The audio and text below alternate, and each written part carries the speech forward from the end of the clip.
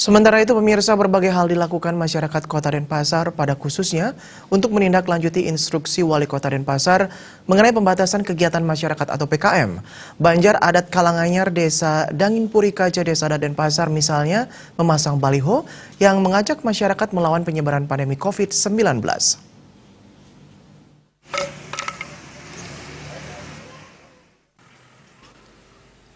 Kelian adat Banjar Kalanganyar Desa Dangin Puri Kaja Desa adat Denpasar Bagus Ketut Widi Wirianto mengatakan menindaklanjuti instruksi pembatasan kegiatan masyarakat PKM di Denpasar, pihaknya memasang baliho himbauan mengenai pencegahan dan melawan penyebaran pandemi COVID-19.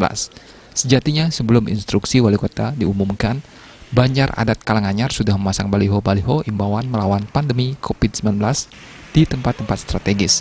Di samping pemasangan baliho, tindakan nyata juga dilakukan dengan memasang plakat di sudut-sudut perumahan dan pintu masuk gang, membagikan surat edaran kepada masyarakat agar tetap tinggal di rumah, menerapkan pola hidup sehat, membatasi jam operasional usaha atau warung yang harus tutup pada pukul 21.00 WITA, dan tidak menerima tamu. Mereka yang ingin memasuki wilayah desa diwajibkan menggunakan masker. Menanggulangi penyebaran virus corona dan juga untuk kelanjutan dari PKM dari wali kota, kita memasang atribut seperti himbauan kepada warga, yaitu wajib masker, kemudian tidak keluar rumah, dan melakukan pemasangan himbauan-himbauan di setiap sudut setiap wilayah.